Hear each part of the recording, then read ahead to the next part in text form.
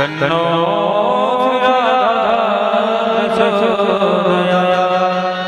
नंदनंदनाय यशोदानंदनाय तन्नो श्री कृष्ण प्रचोदयात् अंजनीनंदनाय तन्नो हर हर प्रचोदयात् हंसाय परमहंसाय तन्नो सुखदेवाय सुमन सुगंधित सुमन पुष्पाणि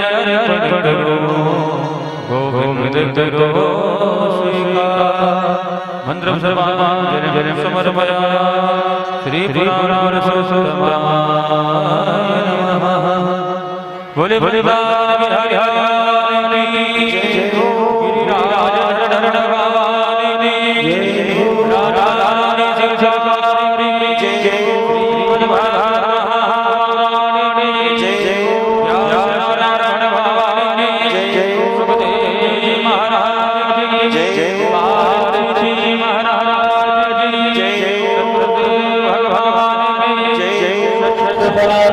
धर्म की जय हो मैया की जय हो मैया की जय हो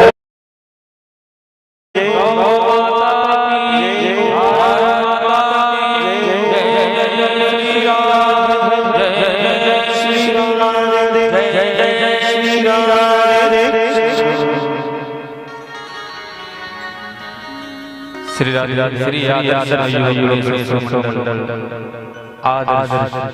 गणेश मंडल आप सभी भक्तों का हार्दिक स्वागत करता है। जैसे कि पूज्य व्यास महाराज मंचासी हो चुके हैं, आप सभी जल्द से जल्द भंडारा करके अपना शांति करें। सभी भक्त शांति के परिचय देते हुए अपने स्थान को ग्रहण करेंगे। आज शांति दिवस पावन मेला में आप सभी लोग सम्मिलित होने जा रहे हैं। हम महाराज से करेंगे अपनी अमृत वाणी से सभी भक्तों को आज की पावन कथा का सुंदर पूज्य श्री महाराज जी द्वारा आप सभी भक्तों को सुनने का अवसर होगा। सभी अपना स्थान ग्रहण करें। सभी लोग अपने स्थान विराजमान हैं। कोई भी वार्ता करें। आज पावन मेला में सभी लोग जा रहे हैं। महाराज से अनुरोध करेंगे अपनी अमृत वाणी से भक्तों को आज की कथा का सुंदर पूज्य महाराज जी श्री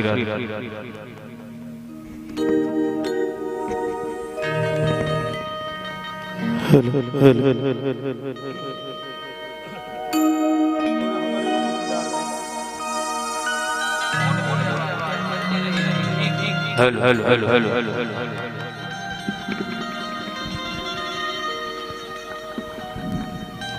हमारा जो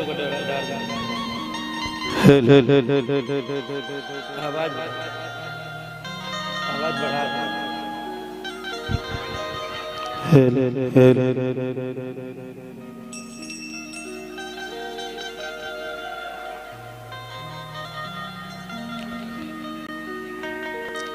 हरि ओम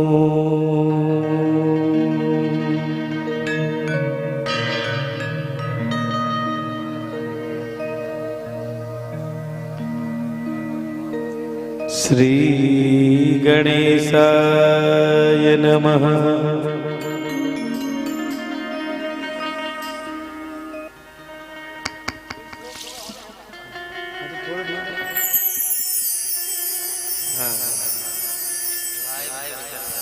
हरि ओम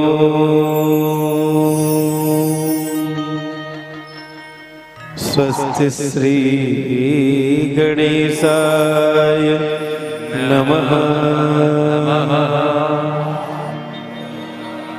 श्री सरस्वत्यै नमः। श्री वेद पुरुषाय नमः।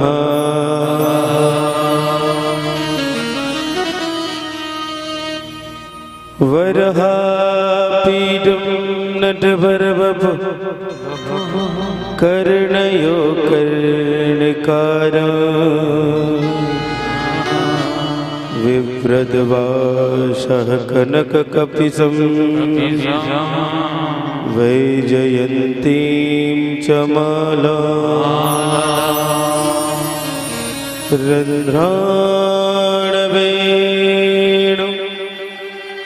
रधरसुधया पूरयन् गोपवृन्दै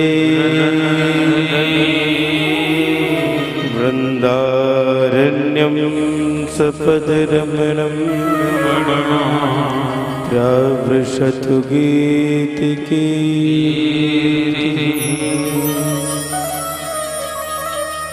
सीतानाथ समारंभा श्रीरामानन्दाय मध्यमा अस्मदाचार्य पर्यन्ता वन्दे गुरु परम्परा। यं प्रव्रजन्तमनुपेतिमपेतिकृत्यं द्वयपायनो विरहका तरया जुहावा पुत्रीति तन्मयतया तरवोऽभिनेदु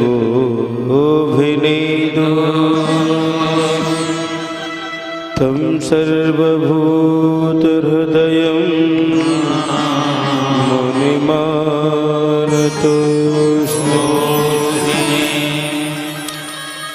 जय जय श्री राधारमण जय जय नवल किशोर जय गोपी चितचोर प्रभु जय जय माखन चोर। बोले भक्तवत्सल भगवान की श्रीमद्भागवत महापुराण की हनुमान जी महाराज की द्वारिकाधीश भगवान की जय जय श्री राम जय जय श्री राम जय जय श्री राम।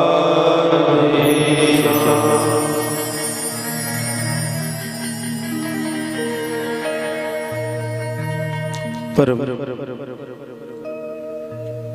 मंगलमय अकारण करुणा वरुणालय भक्तवांछा कल्पतरु तड़ित विनती श्री पीतांबरधारी बाल कृष्णलाल की वांगमयी प्रतिमूर्ति मेरे परमात्मा की शब्दमयी प्रतिमूर्ति श्रीमद् भागवत महापुराण में हम सब लोग अवगाहन करने के लिए एक ही भूत है। आइए हम सब लोग आज परमात्मा के षष्ठम दिवस के दिव्य कथा में गोता लगाने के पहले अपनी वाणी और मन को पवित्र करने के लिए 2 मिनट भगवान नाम संकीर्तन करते हुए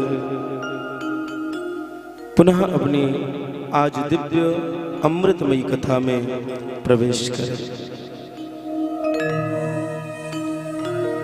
जय राधा माधव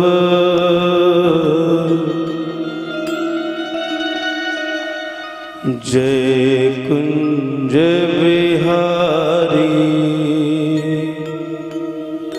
जय राधा माधव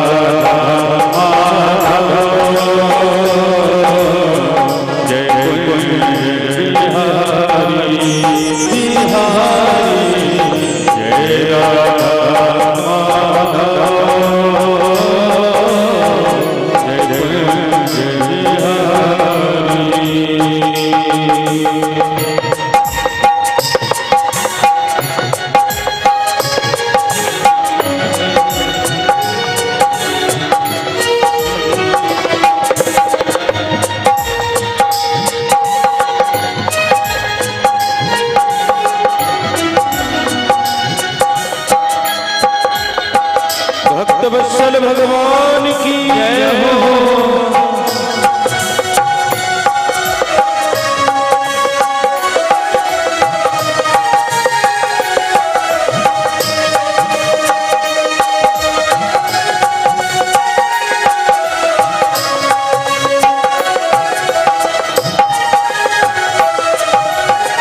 मुरली मनोहर करुणा के सागर, मुरली मनोहर करुणा के सागर, मुरली मनोहर करुणा के सागर, मुरली मनोहर करुणा के सागर, मुरली मनोहर करुणा के सागर।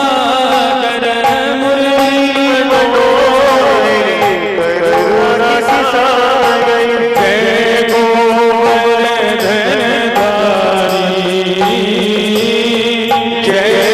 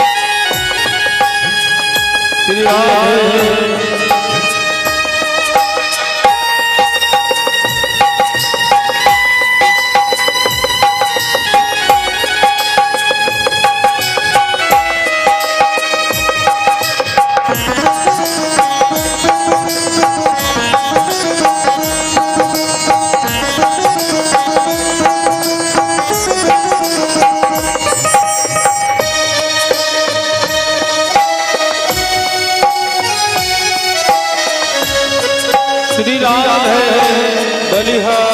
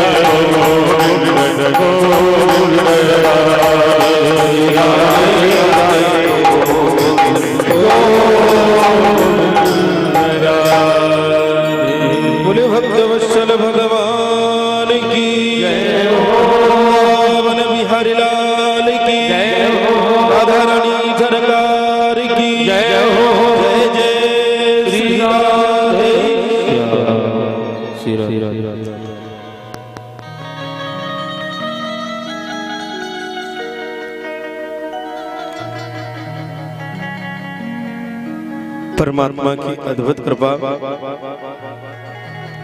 कि आप सब लोग भगवान के दिव्य षष्ठम दिवस की कथा में प्रवेश करने जा रहे हैं। कृपया सब शांति का परिचय दें। कथा में शांति का परिचय, शांतता रखें। ठाकुर जी की अद्भुत कृपा है कि आज हम सब लोग षष्ठम दिवस में प्रवेश करने जा रहे हैं। देखिए, आपने कल देखा कि किस प्रकार परमात्मा इंद्र के अहंकार को नष्ट करते हैं। भगवान को कोई मतलब नहीं है कि कोई किसकी पूजा करे किसकी ना करे, लेकिन हाँ, अगर कोई अभिमानी व्यक्ति अहंकार में डूबा हुआ है तो परमात्मा उसे माफ नहीं करते हैं।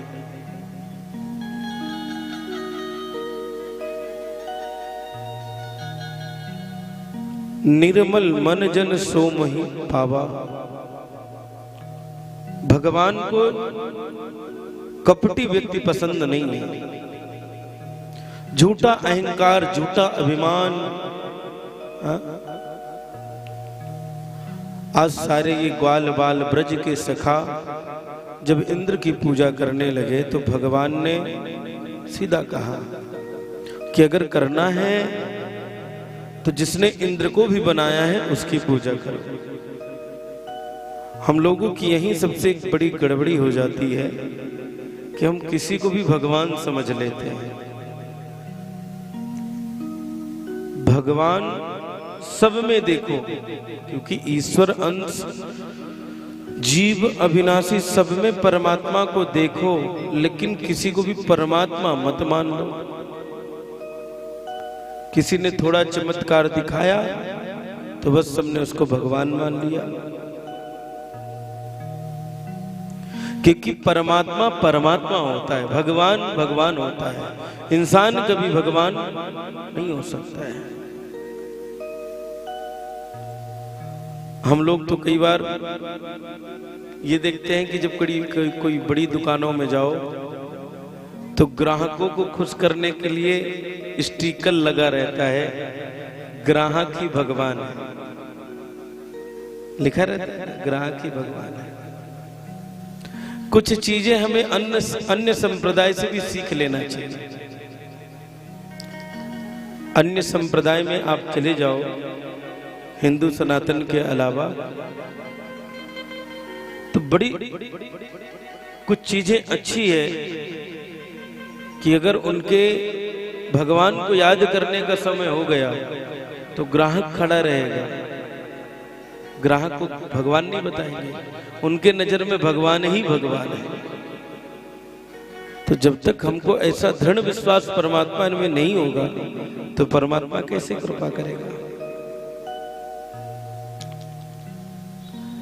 तो भगवान अभिमानी व्यक्ति को कभी भी क्षमा नहीं करते हैं। भगवान जो है आपके फल फूल पेड़ा प्रसाद इसको नहीं देखते। भगवान ये देखते हैं कि तुम्हारा भाव कैसा है। भगवान तो कहते हैं पत्रम पुष्पम फलम तोयम, यदि आप फल चढ़ा दो तो बहुत अच्छी बात है। भगवान की पूजा कैसे करना चाहिए? श्रद्धा से। कैसे? श्रद्धा से। पत्रम पुष्पम फलम, यदि फल है तो बहुत अच्छी बात है, फल नहीं है तो फूल चढ़ा दो। फूल नहीं है तो फूल की पंखुड़ी चढ़ा दो, पत्ता चढ़ा दो। अगर कुछ नहीं है तो आपको चोरी करने की आवश्यकता नहीं कि दूसरे के बगीचे से आप फूल तोड़ करके लेके चढ़ा दो। आप अपना सुंदर मन अर्पण कर दो भगवान को। बस जो है परमात्मा आपको उसी में कृपा कर देगा, लेकिन कब? जब आपका भाव अच्छा हो तब। अच्छा, कुछ लोग भगवान की जो पूजा है ना सामर्थ्यता के अनुसार होना चाहिए। कैसा होना चाहिए? ना सामर्थ्यता से ज्यादा और ना सामर्थ्यता से कम। अच्छा, ऐसे प्रवचनों को सुन करके कुछ लोग इसका गलत भाव भी निकाल लेते हैं। गलत भाव कैसे निकाल लेते हैं? अरे भगवान तो कुछ खाता नहीं है, अपना सुंदर भाव है। एक छोटी सी कथा बताता हूं आपको। एक सेठ जी थे। सेठ जी जो है भगवान के भक्त थे, लेकिन थोड़े कंजूस थे। उनको कई वर्ष हो गए, विवाह हुए, लेकिन उनको पुत्र की प्राप्ति नहीं हो रही थी। और जब पुत्र की प्राप्ति नहीं हो रही थी तो एक ही पंडित जी के पास गए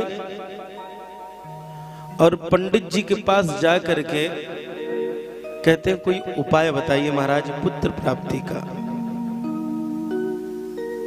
पंडित जी ने कहा कि आप एक काम करिए, 7 मंगलवार तक हनुमान जी महाराज को आप अमरूद चढ़ाइए। कितने मंगलवार? जोर से बोलो। किसको चढ़ाएं? हनुमान जी को। 7 मंगलवार तक हनुमान जी को अमरूद चढ़ाओ। और उस सेठ जी, अगर मैंने सेठ जी नाम दिया तो आप समझ जाइए कि सेठ होंगे इसीलिए सेठ जी नाम दिया, मतलब उनके पास धन की कोई कमी नहीं थी। मार्केट में गए, मंदिर में फल चढ़ाना है और मार्केट में जाकर के कहते हैं कि जो सबसे सस्ता वाला तेरे पास अमरूद हो वो मुझे 1 किलो दे दे।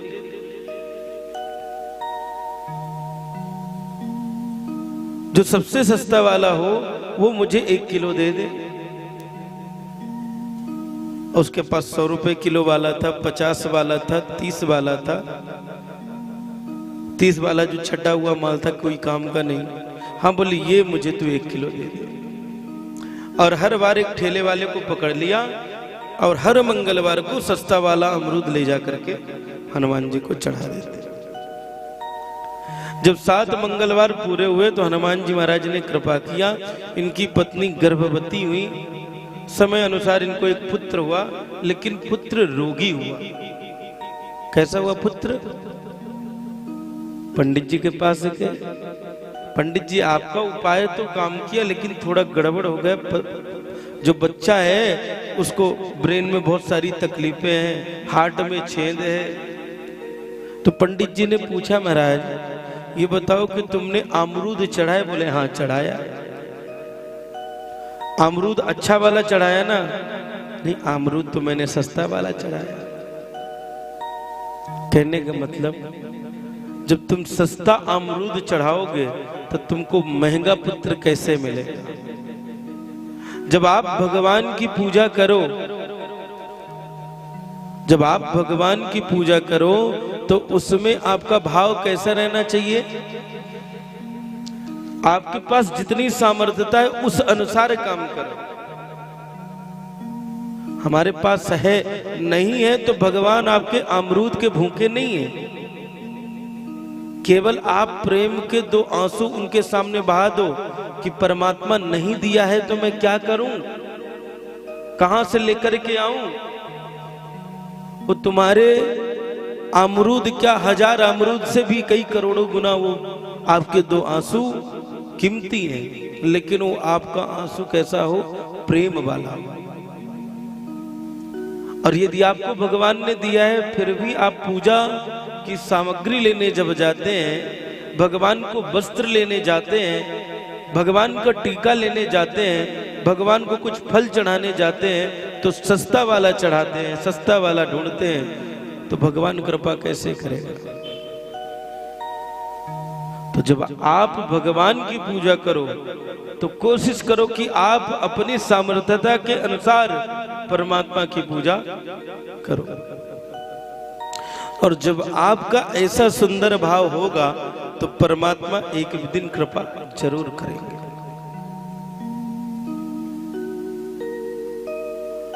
परमात्मा की प्राप्ति के लिए सबसे पहले परमात्मा को जानना बहुत जरूरी है।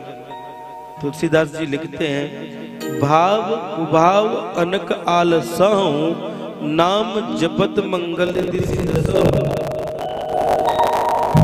और जाने बिन न होई प्रतीति, और बिन प्रतीत बढ़ई नहीं प्रीति।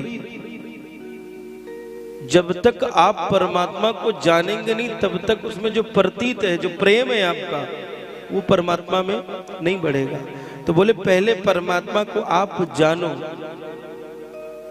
तो बोले परमात्मा को कैसे जानूं? परमात्मा को तो बोले अगर आप नहीं जानते परमात्मा को तो जो जानकार है, जो परमात्मा को जानता है, आप उसकी सन्निधि प्राप्त कर। और संसार में परमात्मा को यदि सबसे ज्यादा कोई जानता है तो हमारे शास्त्र और पुराण है। कौन है? शास्त्र और पुराण। जब आप इन वेद शास्त्र पुराणों की सानिध्यता प्राप्त करोगे तो ऑटोमेटिक जान जाओगे कि परमात्मा कौन है। और जब आप परमात्मा को जान जाएंगे तो तब आपकी प्रीति अपने आप बढ़ने लग जाएगी। आपको किसी से पूछना नहीं पड़ेगा, किसी से बोलना नहीं पड़ेगा, अपने आप भगवान में आपका प्रेम बढ़ने लग जाएगा। जैसे आप लोग ये कथा सुन रहे हैं ना, ये कथा सुनने के बाद आप लोग भी हिंदी टीका भागवत अपने 18 पुराण है ना, जो गोयन का जिन्होंने गीता प्रेस का निर्माण किया है, ये गीता प्रेस ने इतनी सरल सुविधा दे दी है हम सनातन धर्मियों को कि आप हिंदी भाषा टीका की हर पुराण की पुस्तक उठा सकते हैं और उनको पढ़ सकते हैं। तो कभी कभार आप स्वयं देखिए, कथा हम सुनते हैं तो जब कथा सुनने आते हैं तो कुछ भजन सुनने में लग जाते हैं, कुछ हमारे आसपास के लोग भी प्रॉपर नहीं होते, जहाँ बैठे होते हैं तो दुनिया की बातें चलने लग जाती है। तो ये कथा तो सुनिए, साथ में इसको आप घर में भी थोड़ा पढ़िए और बच्चों को भी पढ़वाइए। जब छुट्टी रहे तो नियम लगा दीजिए, श्री रामचरितमानस है 5 दोहा तुम बच्चों हिंदी सहित गर्मी की छुट्टियों में पढ़ डालो। कहीं जा भी रहे हैं तो भी श्री रामचरितमानस लेके जाएं और 5 दोहा हिंदी सहित पढ़ें। तो इससे क्या होगा, आपकी प्रतीति और प्रीति दोनों बढ़ेगी। प्रतीति मतलब प्रभु को जानेंगे और प्रीति मतलब जब जानेंगे तो आपका प्रेम बढ़ेगा। इसलिए परमात्मा को जानना बहुत आवश्यक है। प्रेम से बोलो जय श्री कृष्ण। भागवत महापुराण में एक सुंदर वर्णन है। ये वर्णन का केवल एक भाव है कि भगवान ज्ञानियों को नहीं मिलते, क्योंकि ज्यादा ज्ञान आने के बाद ना व्यक्ति अहंकारी घमंडी हो जाता है। और हमारे यहाँ किसी ने एक बड़ा सुंदर शब्द लिखा है। क्या शब्द लिखा है? अति सर्वत्र वर्जयेत। क्या लिखा है? अति सर्वत्र वर्जयेत। अति हर जगह वर्जित है। चाणक्य जी अपनी नीति में लिखते हैं अति हर जगह वर्जित है। किसी चीज की अगर अति हो गई ना तो आपको दुखदाई हो जाएगी। जैसे विद्या, अगर आपने ज्यादा पढ़ाई कर लिया तो आपको गुमान हो जाएगा, अहंकार हो जाएगा। आप अपने से बड़ा ज्ञानी किसी को समझेंगे ही नहीं। सुंदरता, अगर कोई बहुत ज्यादा सुंदर है तो उसमें भी उसको अहंकार आ जाएगा, वो तो सब लोगों से बात ही नहीं करेगा। धन बहुत ज्यादा आ जाए, जरूरत से ज्यादा, वो भी विषैला है। मतलब किसी भी चीज की अति व्यक्ति को कष्टकारी। सब चीजें छोड़िए, अगर भक्ति भी आपके अंदर ज्यादा आ गई, जरूरत से ज्यादा यदि भक्ति भी आ गई तो भी आपको अहंकार हो जाएगा। रावण शिव की अति भक्ति करता था, थोड़ी भक्ति नहीं करता था, अति भक्ति करता था। और शिव की भक्ति में उसने अपने 10 बार सिर को काट के हवन कुंड में डाल दिया। तो भगवान ने उसके 10 सिर बना दिए, दशानन नाम पड़ गया। जब राम रावण का युद्ध होने लगा तो शिवालय में गया रावण और कहता है मुझे पता है कि मैं भी आपका भक्त हूं और वो राम बनवासी राम भी आपका भक्त है। मैं भी आपका भक्त हूं और वो बनवासी राम भी आपका भक्त है, लेकिन मैं तुम्हारे सामने भीख नहीं मांगूंगा। वो राम तुम्हारे सामने गिड़गिड़ाता होगा, लेकिन मैं तुम्हारे सामने भीख नहीं मांगूंगा, क्योंकि तुमने जो मुझे शक्तियां दी है तो कोई दान में नहीं दी है। रावण की भाषा है, शिव जी शिवालय में बात कर रहा है। जो तुमने मुझे शक्तियां दी है भीख में नहीं दी है, उसके बदले मैंने तुम्हारी तपस्या की है, उसके बदले मैंने तुम्हारी भक्ति की। और मुझे पता है कि आपके सामने वो गिड़गिड़ाएगा, आप उसके साथ रहेंगे, लेकिन मुझे कोई फर्क नहीं पड़ता है। तो ऐसे शब्द क्यों बोल रहा है? क्योंकि उसकी भक्ति सर से ऊपर हो गई, अति हो गई। इसलिए ज्यादा भक्ति भी हो जाना कष्टकारी हो जाती है। प्रेम से बोलो जय श्री कृष्ण। अग्निहोत्र के एक गांव में कुछ ब्राह्मण रहा करते जो भगवान के अद्भुत भक्त, सदैव भवन पूजा में लगे रहते। एक दिन भगवान श्री कृष्ण गैया चराते चराते वृंदावन के घोर वन में पहुंच गए। जिस गांव में वो ब्राह्मण अग्निहोत्र ब्राह्मण रहा करते उसी गांव में पहुंचे। और जब उस गांव में पहुंचे महाराज, तो आज हमारे कृष्ण कहते हैं मधुमंगल श्रीदामा सखाओं, देखो आज हम लोग गैया चराते चराते बहुत दूर आ गए। तुम में से कोई दो सखा उन अग्निहोत्र ब्राह्मणों के यहां जाओ और मेरा नाम बताना और कहना कि हमें भूख लगी है, हम सुबह से कुछ भी ग्रहण नहीं किए हैं, तो कुछ मिले तो हम सभी 5-7 जो हम ग्वाल बाल सखा हैं सबके लिए कुछ भोजन की व्यवस्था ब्राह्मण है कर देंगे। 2 सखा गए। ब्राह्मण देवता बस हवन की तैयारी कर रहे थे। हवन की तैयारी कर ही रहे थे कि ये दोनों सखा गए और कहते हैं ब्राह्मण देवता चरण वंदन, कोटि कोटि आपके चरणों में प्रणाम, राम राम जय सीताराम। 3 ब्राह्मणों को अपने ज्ञान का, अपने हवन यज्ञ का इतना अहंकार हो गया कि ये जो है तो ये राम राम आशीर्वाद कुछ नहीं बोले। जैसे किसी ने आपको बोला राधे राधे तो आप क्या बोलेंगे? राधे राधे, चाहे जानकार हो या अनजाना हो यही बोलेंगे ना। लेकिन ये ब्राह्मणों ने राम राम का जवाब नहीं दिया। पहला प्रश्न करते तुम कौन हो? इस नित्यांत वन में तुम क्या कर रहे हो और हमसे क्या आवश्यकता है तुम्हारी? इन्होंने बताया कि मैं गोकुल से आया हूं,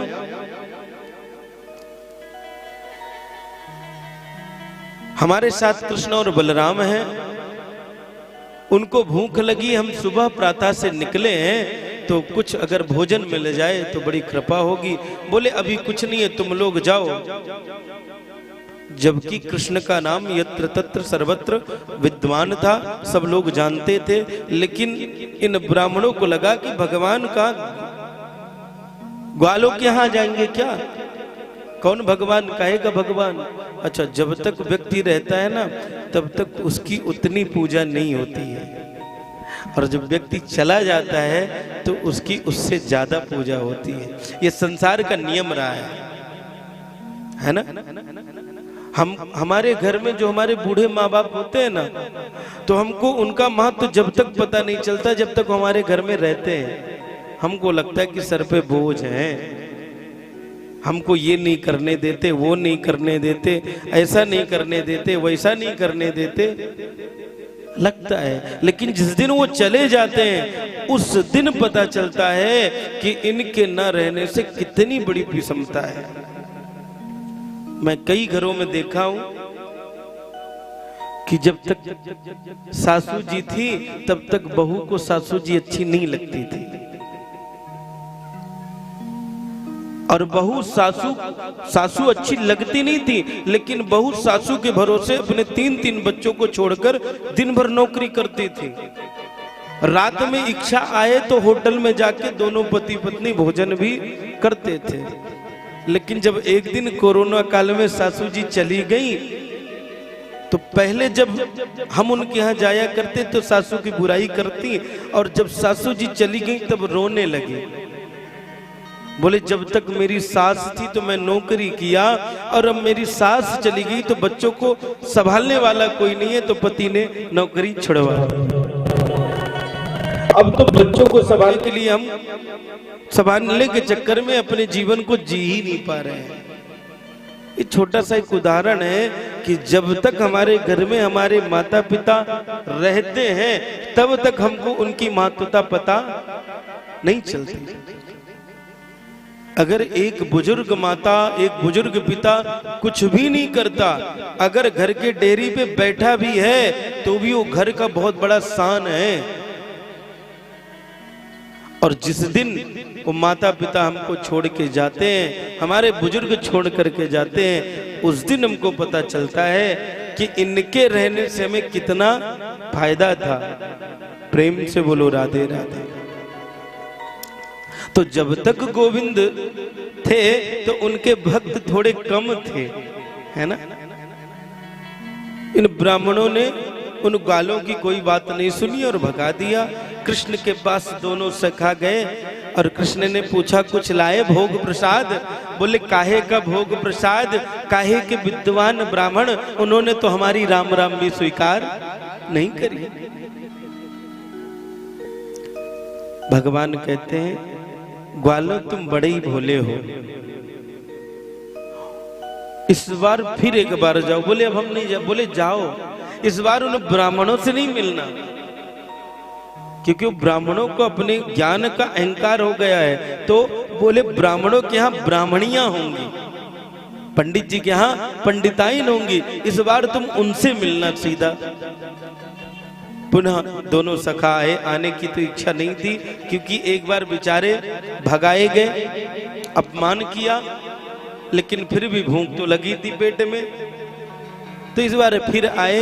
इस बार जो है ब्राह्मण देवता लोग हवन में बैठ चुके थे, और हमारे संस्कृत सनातन का नियम है कि एक बार पूजा में बैठ जाओ तो पूजा को अधूरा छोड़ना नहीं चाहिए।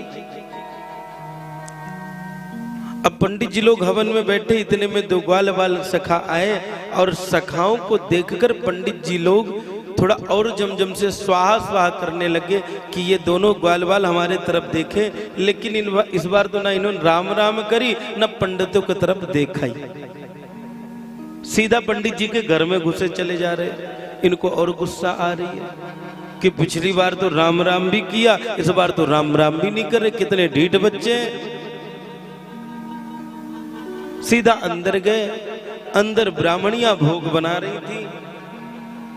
ब्राह्मणियों से सारा वृत्तांत बताए कि हम गोकुल से आए हैं गैया चरावे के ताई, आज हम जरा लेट हो गए, देरी हो गई, सो अगर कुछ भोग बना हुआ तो हमारे कृष्ण ने, जो नंद का लाला है, यशोदा नंदन है, और बलदाऊ भैया हैं, तो उन दोनों ने मंगाया, अगर कुछ हो तो मिल जाए।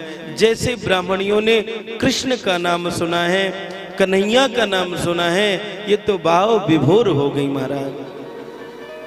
कृष्ण आए हैं, कृष्ण कहाँ है?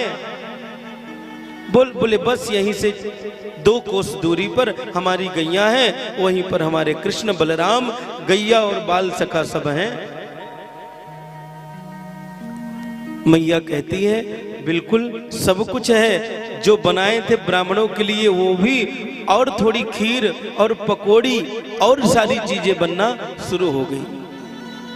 पहले ब्राह्मणों के लिए तो सीमित पकवान थे, लेकिन उनको पता था मेरा कन्हैया तो 56 भोग खाने वाला है, इसलिए 7-8 ब्राह्मणियां हैं, सब अपने अपने घर से 2-2 आइटम ज्यादा बनाने लग गई।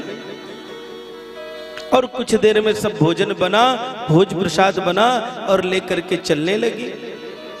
इन्होंने बताया कि हम पहले भी आए थे, लेकिन पंडित जी महाराज लोगों ने तो राम राम भी नहीं स्वीकार करी। बोले, काम करना, इस बार पंडित की तरफ देखना ही नहीं तुम लोग। आज सारी पंडिताई ने और ये दोनों सखा के पीछे पीछे चलने लगी, और पंडिताई ने पहले इतना घूंघटा रखती, बोले पंडित से नजर ना मिलाना पड़े इसलिए और इतना घूंघटा।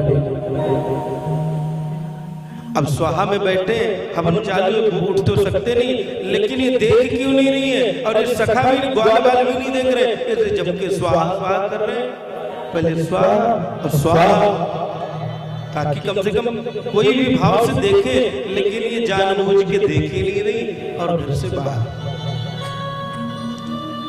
जैसे गई महाराज, कन्हैया को देखी, कहते हैं, जाकी रहिया भावना जैसी, प्रभु मूरत देखी जाकी रहिया भावना जैसी, प्रभु मूरत देखी श्री राम जय राम जय श्री राम, श्री राम जय राम जय श्री राम। राम जय राम जय सिया राम श्री राम जय राम जय सिया राम। निर्मल मन जन सो मोहि भावा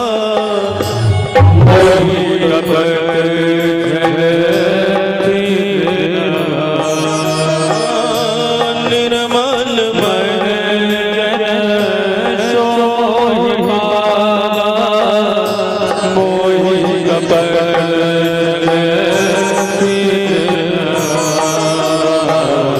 श्री राम जय राम जय सिया राम श्री राम जय राम जय सिया राम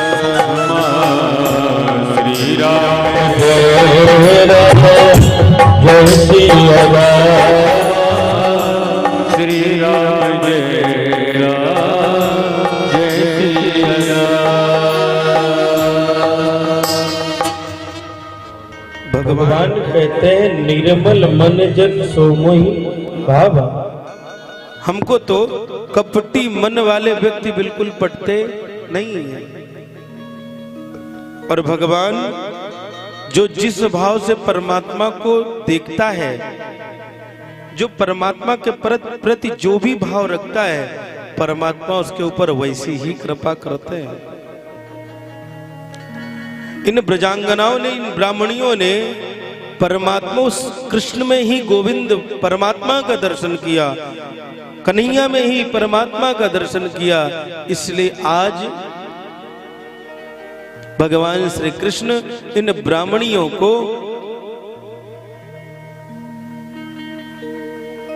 बोले गौ मैया की जय। आज इन ब्राह्मणियों को परमात्मा ने दिव्य दर्शन दिया। इन ब्राह्मणियों ने अपने हाथ से प्रभु को भोग कराया और भगवान ने इनके हाथों से भोग खा करके लास्ट में अपने चतुर्भुज रूप का दर्शन भी कराया। बोले भक्तवत्सल भगवान की जय हो। भगवान की लीलाएं अद्भुत है। इन्हीं लीलाओं में भगवान ने एक बार गोपियों के साथ रास किया। ये रास प्रसंग सुनने के पहले व्यक्ति ये जान ले कि गोपियां हैं कौन, है ना। रास जो लीला है, ये गोपियां कौन है। कोई गोपी श्रुति रूपा, कोई मुनि रूपा, कोई संत सिद्धा। हाँ? ये हमारे 4 वेद हैं। 4 वेद के 3 कांड हैं। 4 वेद के कितने कांड हैं? 3 कांड। ज्ञान कांड, उपासना कांड और कर्म कांड। हमारे वेद के 3 कांड हैं और तीनों कांडों के जितने श्लोक हैं, जितनी ऋचाएं हैं, जब इन वेद की ऋचाओं को पता चला कि साक्षात जगदीश्वर ब्रज में कन्हैया के रूप में अवतरित होने वाले हैं, तो सारे ब्रज की ऋचाएं आज गोपी बन करके आई हैं। क्या बन करके आई हैं? गोपी।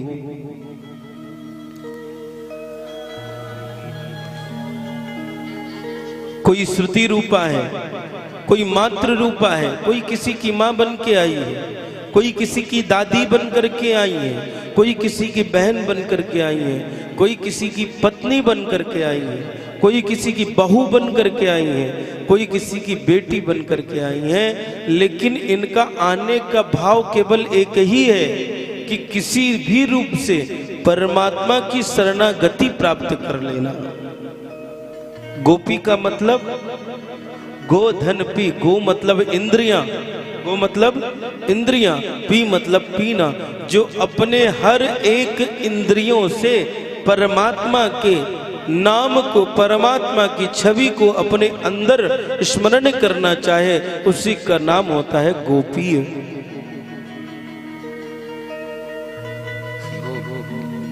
जब भगवान राम 14 वर्ष वन में जाने लग गए, तो जब दंडकारण्य वन में पहुंचे तो वहां जितने संत थे आज भगवान राम की छवि को देखकर सबके मन में गोपीय भाव आ गया कि काश हम भी इनकी सेविका होती, इनकी दासी होती तो इनके चरण रज का, इनके फूल जैसे पुष्प से भी कई गुना कोमल अंग को स्पर्श करने का हमें भी अवसर प्राप्त होता। इतना ही नहीं महाराज, जब मेरे प्रभु समुद्र मंथन में कच्छप रूप धारण किए तो जितनी वहां दैत्य मत्स्य कन्याएं थी, समुद्र में जितने भी जलचर जीव थे, भगवान को देखा और भगवान को देखकर मोहित हुए और सबके मन में गोपीय भाव आया। भगवान ने कहा तुम सबकी इच्छा मैं द्वापर में पूरी करूंगी।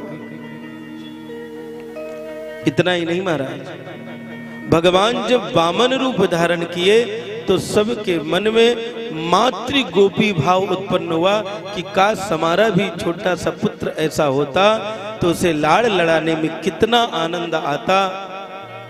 भगवान ने उन दैत्य कन्याओं का भी मन इच्छा पूरी करने के लिए तथास्तु कहकर के द्वापर के लिए वरदान दिया है।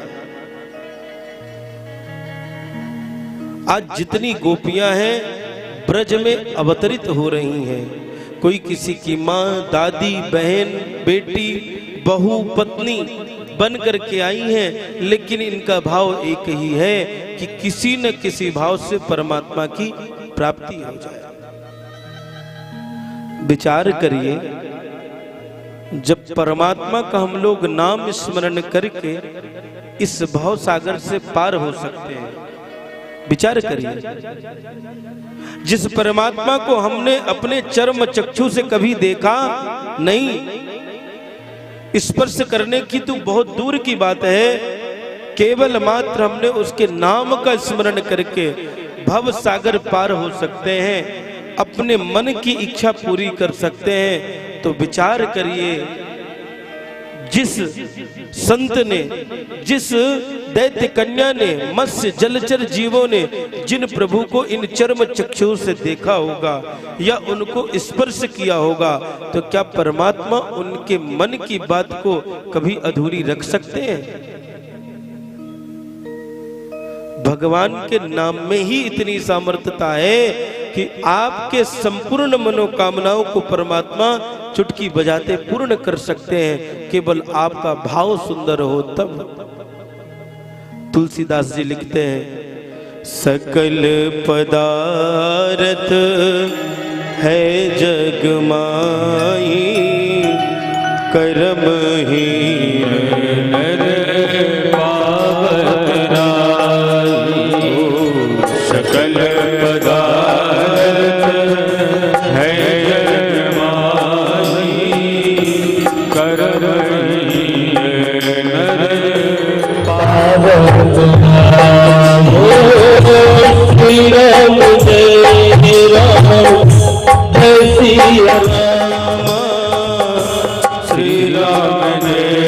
राम जय सिया राम, श्री राम जय राम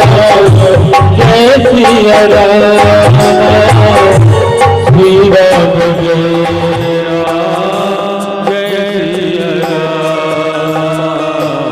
श्री राम जय राम जय सिया राम,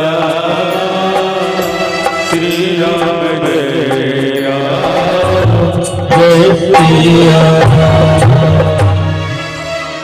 सकल पदार्थ है जगमाई। इस संसार में ऐसी कोई चीज नहीं है जो ना हो, और इस संसार में ऐसी कोई चीज भी नहीं है जो ये काली खोपड़ी वाला प्राप्त ना कर सके। केवल उसके लिए क्या चाहिए? भगवान की कृपा और आपकी मेहनत। भगवान की, क्योंकि जापर कृपा राम की होई, तापर कृपा करहि सब कोई। जब तक परमात्मा की कृपा नहीं होगी तब तक आप कुछ कर नहीं सकते। तो परमात्मा की कृपा और आपकी मेहनत अगर दो चीज हो गई तो सकल पदार्थ है जगमाही। संसार की ऐसी कोई चीज नहीं है जो आप प्राप्त ना कर सके। उसके लिए आपको कर्म करना और भगवान से जुड़े रहना बहुत आवश्यक है। नित्य प्रति हमें भगवान के सन्मुख बैठना चाहिए। कैसे? नित्य प्रति। कुछ लोग कहते भगवान तो हृदय में है। क्या कहते हैं? भगवान हृदय में। क्या करना है दीपक जला करके? क्या करना है पूजा करके? कोई आवश्यकता नहीं है। अच्छा, तुम झूठ बोलो अच्छा है, तुम अपराध करो, पाप करो, मांस सेवन करो, मदिरा सेवन करो, क्रोध करो, वो अच्छा है। वो भी तो तुम्हारे शरीर के अंदर, उसको क्यों बाहर निकालते हो? दुख में सुमिरन सब करें, सुख में करे न कोई, और जो सुख में सुमिरन करे सो दुख काहे का हो। भगवान के सामने क्यों जाना आवश्यक है? कि जब दुख आता है ना तो परमात्मा जल्दी से पहचान जाए। क्या करे? परमात्मा जल्दी से आपको पहचान जाए। अच्छा, मान लीजिए आपके 5 बच्चे हैं थोड़ी देर के लिए। कितने बच्चे हैं? अब 5 बच्चे में से एक बच्चा आपकी खूब सेवा करता है। क्या करता है? आप हष्ट पुष्ट हो, आपको सेवा की जरूरत नहीं है, क्योंकि जिस बच्चे को आप जन्म देकर पढ़ा लिखा करके बड़ा कर सकते हो तो आपको उसकी सहायता की आवश्यकता है क्या? आप में इतनी सामर्थ्यता है कि आप अपनी रक्षा, अपना भरण पोषण स्वयं कर लो। हर माता पिता रखता है अपने अंदर सामर्थ्यता। लेकिन मान लीजिए कि उसका आपके प्रति अद्भुत प्रेम है, अगाध प्रेम है।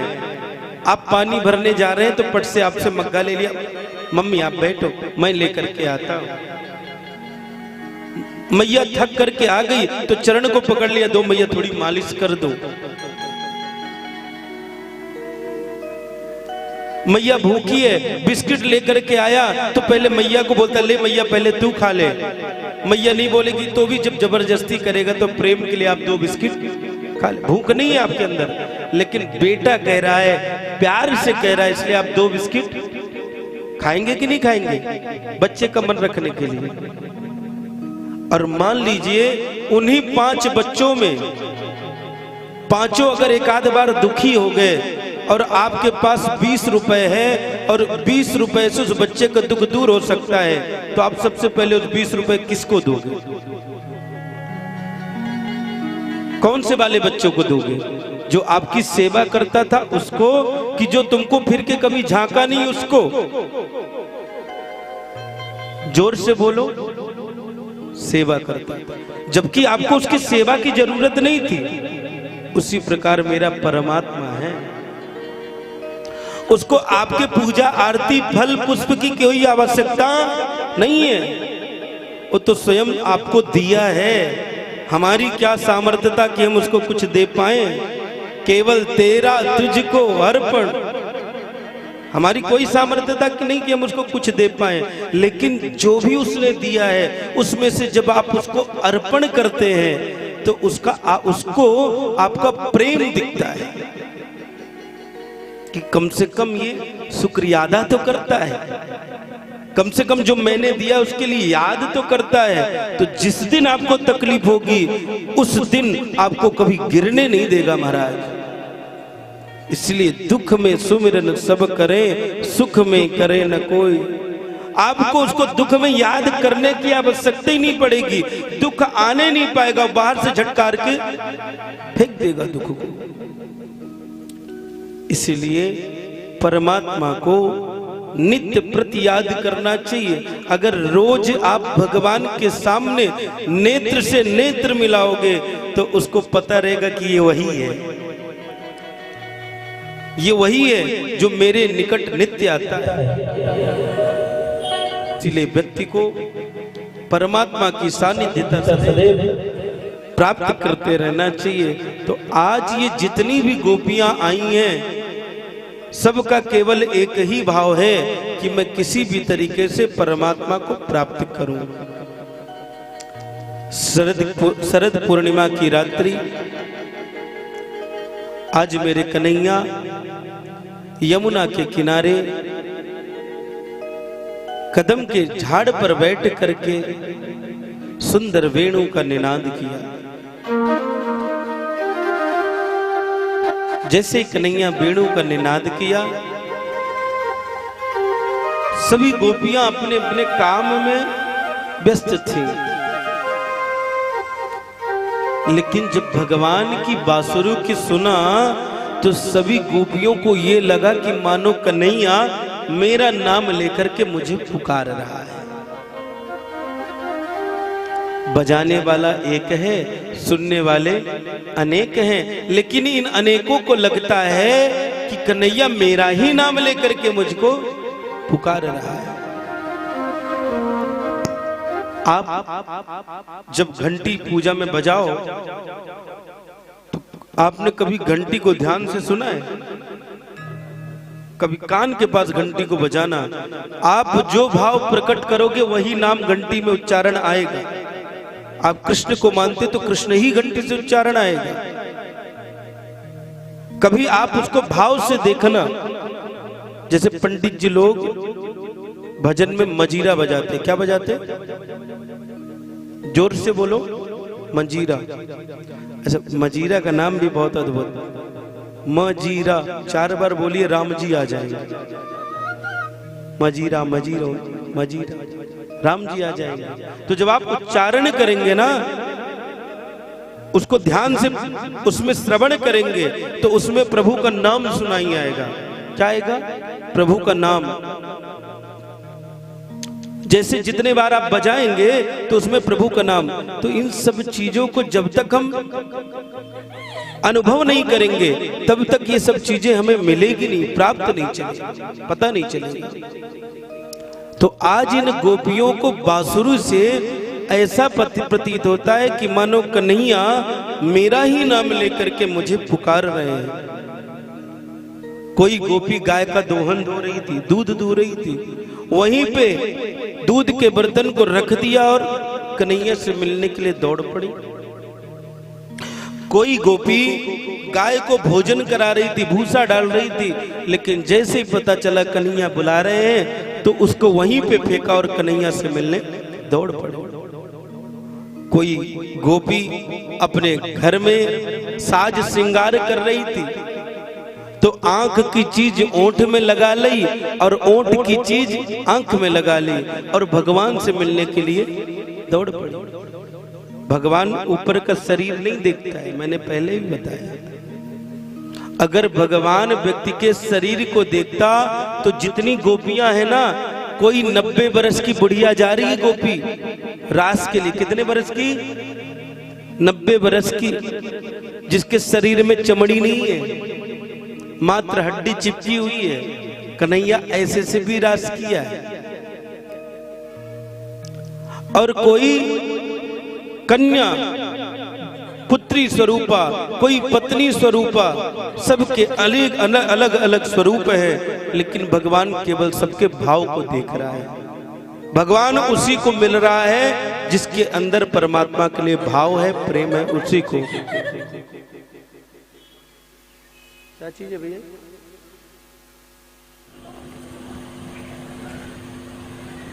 तो जिसके अंदर जो भाव है भगवान उसी को मिल रहा है। तो भाव का परमात्मा भूखा है। यहां पर महाराज मेरे परमात्मा ने वेणु का निनाद किया है और भगवान जब नेत्र खोल करके देखते हैं तो जिधर नेत्र खोल करके देख रहे हैं उधर से लाखों गोपियां आ रही हैं। कितनी गोपियां?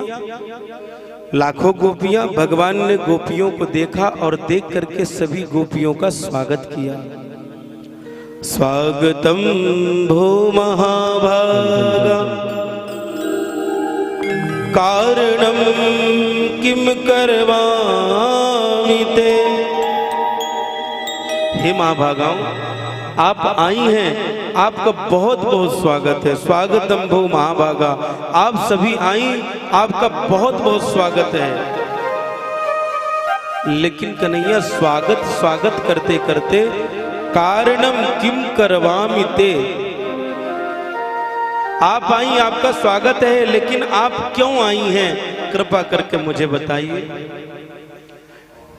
अच्छा, कोई आपको बुलाए, किसी के यहाँ शादी हो और आपको बुलाए और द्वार पे खड़ा रहे, जब आप जाओ तो पहले आपका कुछ स्वागत करे, फिर पूछे क्यों आए हो। पहले निमंत्रण दे और जब आप जाओ तो पहले स्वागत करे, तो पहले तो अच्छा लगेगा, लेकिन बाद में पूछेगा कि आप क्यों आई हो, तो आपको कैसा लगेगा, क्या जवाब दे गया। वही दशा आज गोपियों के साथ। पहले तो बांसुरी में नाम लेकर के निमंत्रण दिया, और जब हम सब आ गई तो स्वागत भी कर रहा है, लेकिन पूछता है क्यों आई हो। अब क्या जवाब दे गोपी। अपने घर परिवार सबको छोड़ करके हम आ गई, और ये प्रश्न कर रहा है कि हम क्यों आई हैं। कन्हैया कि ये प्रश्न सुनने पर सभी गोपियां अपने सर को नीचे कर लिया। फिर कन्हैया स्वयं कहते, अच्छा अच्छा, दृष्टम तु वनम सकलम सुधा, अच्छा सुंदर वन देखने के लिए आई है। शरद पूर्णिमा की रात्रि है, बड़ा सुंदर कल कल निनादनी पावन यमुना बह रही है, चंद्रमा खिल उठा है, तो आप सुंदर वन देखने के, वृंदावन देखने के लिए आई हैं। देख लिए हो तो अब जाओ, क्योंकि इस वन में बड़े बड़े हिंसात्मक जानवर भी रहते हैं और ज्यादा रात्रि हो जाएगी तो तकलीफ हो सकती, इसलिए तुम सब अब अपने अपने घर जाओ। न तो गोपियां कुछ बोलती हैं और न तो वहां से जाती। कन्हैया कहते हैं कि क्या बात है, तुम क्यों आ गई और तुम कुछ जवाब भी नहीं दे रही हो। तब भगवान थोड़ी देर बाद स्वयं बोलते हैं, पतिव्रता धर्म का पाठ पढ़ाने लगे। अरे गोपियां, तुम यहाँ आई हो अपने अपने घर को, बाल बच्चे पतियों को छोड़ करके, इतनी अंधेरी रात में तुमको पता है कलंकित हो जाओगी, संसार क्या कहेगा।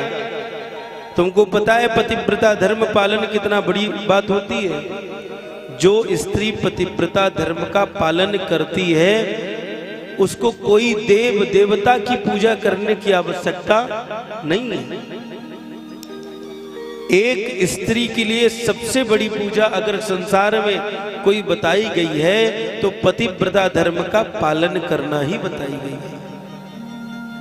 जो स्त्री अपने जीवन में पतिव्रता धर्म का पालन कर लिया उसको कोई देवता यज्ञ हवन आहुति की आवश्यकता नहीं है। तीनों देव तीनों शक्तियां उनके चरणों में नतमस्तक रहती हैं। ऐसी ऐसी स्त्रियां हैं जो अपने पति को यम के पास से भी छुड़ा करके ला ली है। ये पतिव्रता धर्म की शक्ति है। और तुम हो कि अपने अपने पतियों को छोड़कर यहाँ चली आई अर्धरात्रि में। क्यों आई हो, आने का कारण क्या है। भगवान ने बताया पतिव्रता धर्म का क्या शक्ति होती है। सुनो, एक पतिव्रता धर्म की स्त्री थी, उसका नियम था कि बिना पति की सेवा, बिना भोजन पानी पति को कराए स्वयं कभी भोजन नहीं करती। एक दिन उसके पति को किसी व्यापार को लेकर के परदेश जाना था। तब उसकी पत्नी ने चरणों को पकड़ा कि स्वामी, अगर आप बाहर चले जाएंगे तो मेरे पतिव्रता धर्म का रक्षक कैसे होगा। क्यों? क्योंकि मैं आपको बिना भोजन कराए कभी भोजन नहीं करती, आपके शयन किए बिना मैं शयन नहीं करती, और आप भोजन किए कि नहीं किए, आप शयन किए कि नहीं किए, मुझे कैसे पता चलेगा। और किसी दिन आप काम में भोजन नहीं किए और मैंने भोजन कर लिया, आप शयन नहीं किए और मैंने शयन कर लिया, तो मेरा जो नियम है, मेरा जो व्रत है वो तो खंडित हो जाएगा, टूट जाएगा। तब उसके पति ने कहा कि देवी चिंता मत करो, देवी तुम चिंता मत करो, तुम जो है मैं तुमको अपनी एक लकड़ी की मूर्ति बनवा देता हूं, उस मूर्ति की सेवा करना। जब तुम उस मूर्ति को भोग लगा देंगी, स्नान करा दोगी, शयन करा दोगी, तो मैं अगर नहीं भी रहा तो तुम्हारा पूजा खंडित नहीं होगा, क्योंकि मैं अपना प्रारूप बना के जाऊंगा। ठीक है।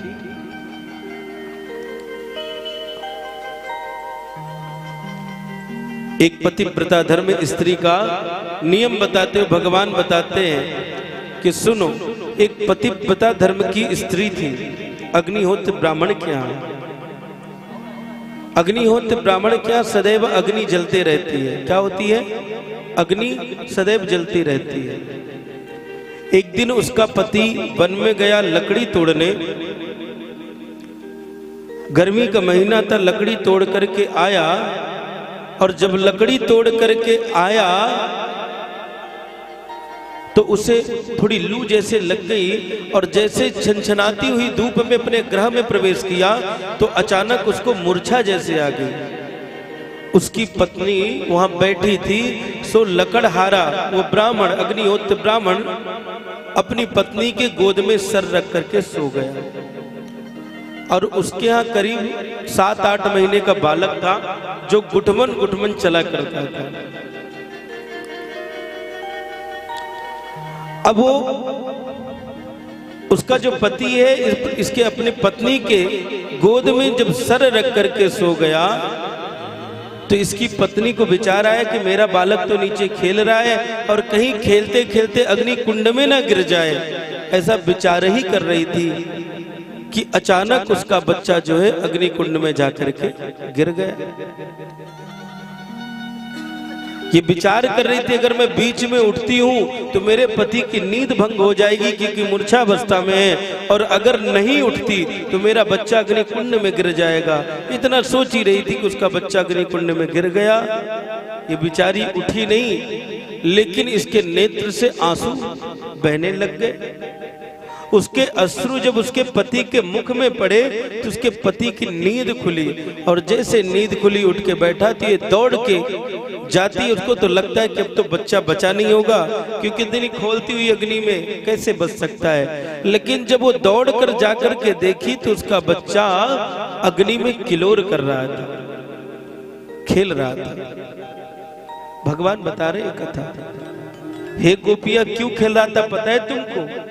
क्योंकि उस ब्राह्मणी की पतिव्रता धर्म का इतना तेज कि अग्नि देव भी अपना प्रकोप नहीं दिखा पाए। अग्नि में जो दाहक शक्ति थी वो शीतल शक्ति बन गई, और तब वो बच्चा उस अग्नि में खेलने लगा। ये होता है एक पतिव्रता स्त्री का तेज कि अग्नि भी उसे जला करके नहीं मार सकती।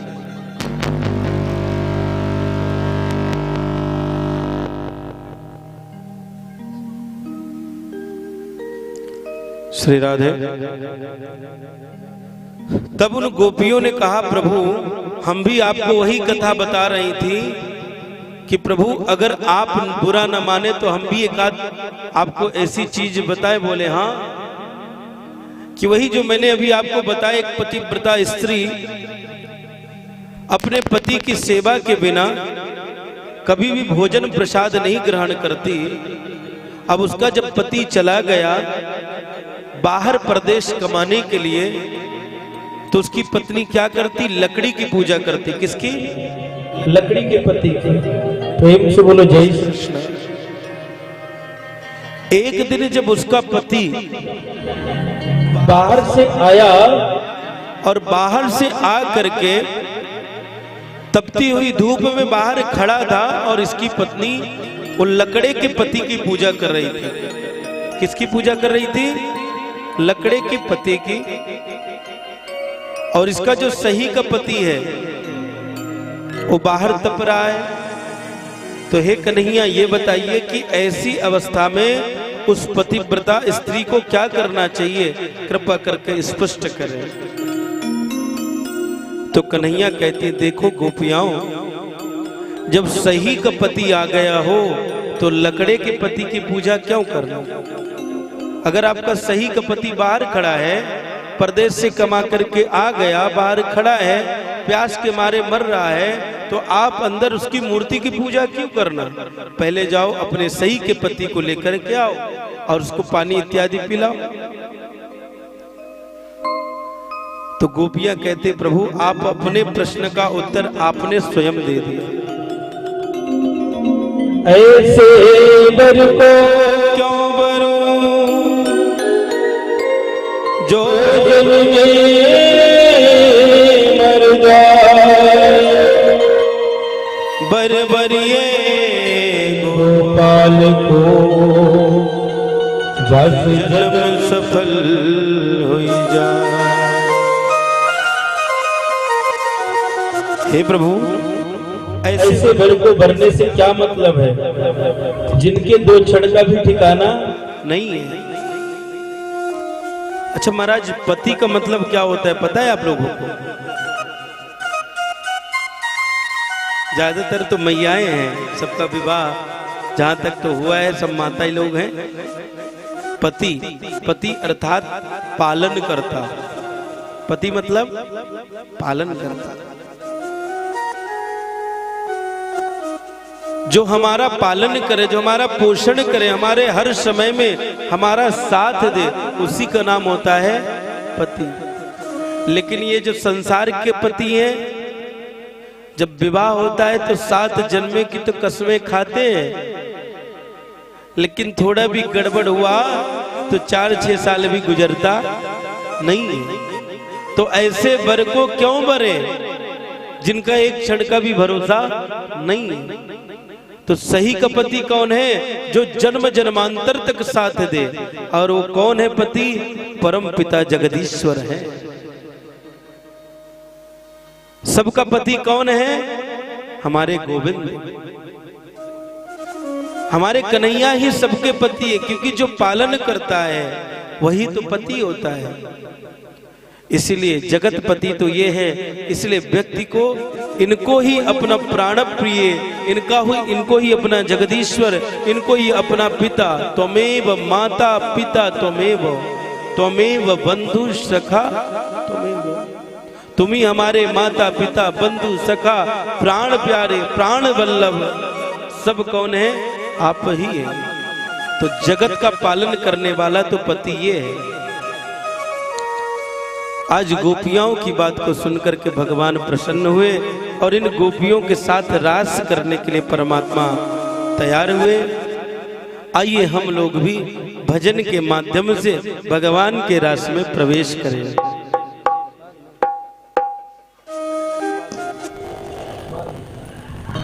आज जैसे भगवान रास करने के लिए तैयार होते हैं, यहाँ पर भगवान कामदेव का आगमन होता है। और जब भगवान कामदेव का आगमन होता है तो भगवान ने आज कामदेव को उल्टा लटका दिया है। आइए एक छोटा सा भजन। गोकुल में देखो, वृंदावन में देखो रे, मुरली श्याम संग राधा नाचे रे। गोकुल में देखो, वृंदावन में देखो, मुरली बाजे रे, श्याम संग राधा नाचे रे, श्याम संग